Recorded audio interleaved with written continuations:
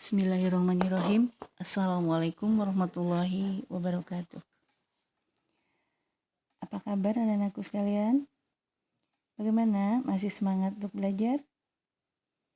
Kalian harus tetap semangat ya.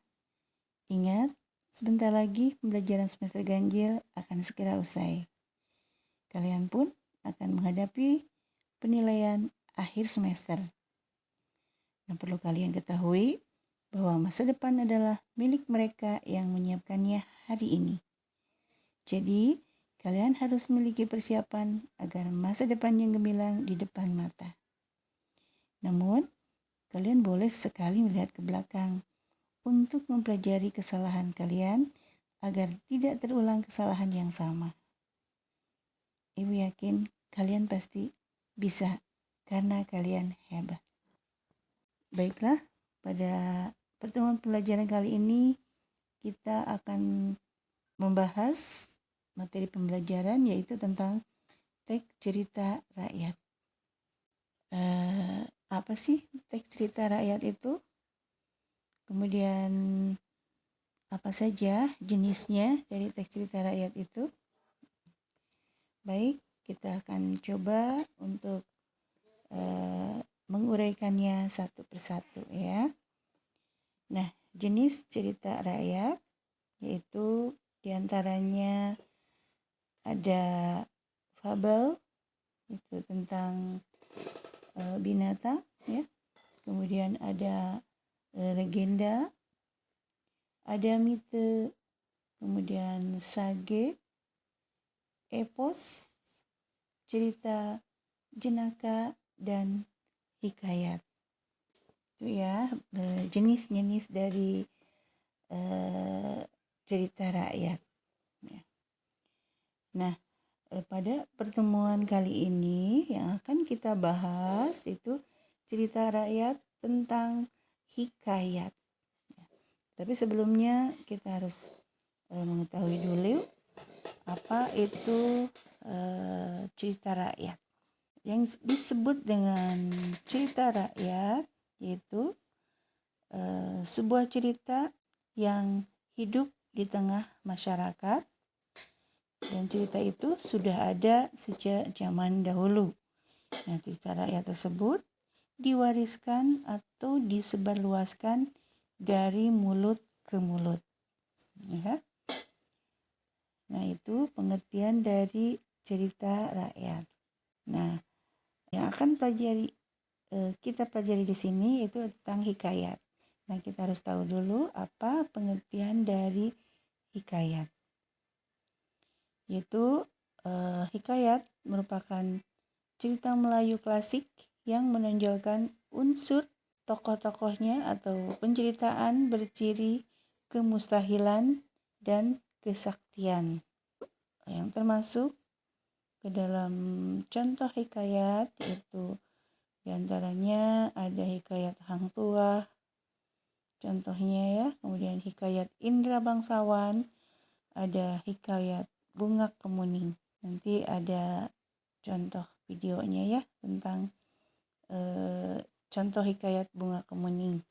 Nah, kemudian apa saja karakteristiknya atau ciri-cirinya dari hikayat tersebut? Itu yang pertama adanya kemustahilan, baik dari segi bahasa atau cerita.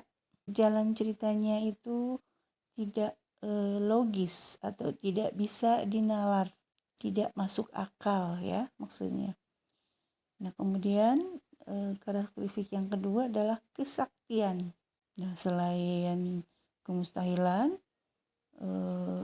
biasanya di dalam cerita hikayat itu tokohnya memerankan sesuatu yang berbau kesaktian ya pada tokoh tersebut.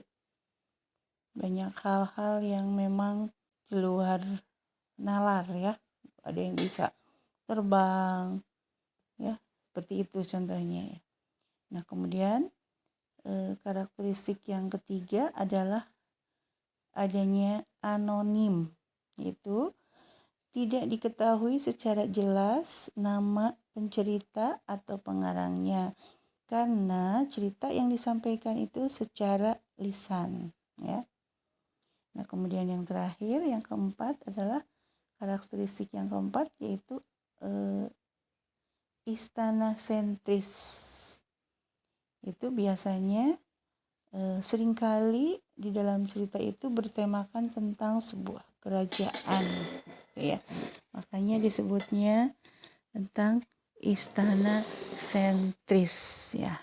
Nah, itu ya. Kalau dilihat dari segi karakteristiknya, ya.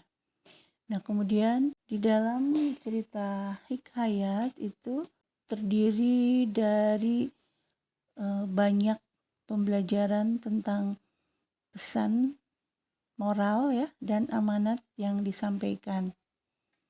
Banyak sekali mengandung nilai-nilai, ya. Itu berbagai jenis nilai-nilai yang ada di dalam hikayat, yaitu diantaranya ada nilai kehidupan, yaitu diantaranya nilai agama atau nilai religius, ya.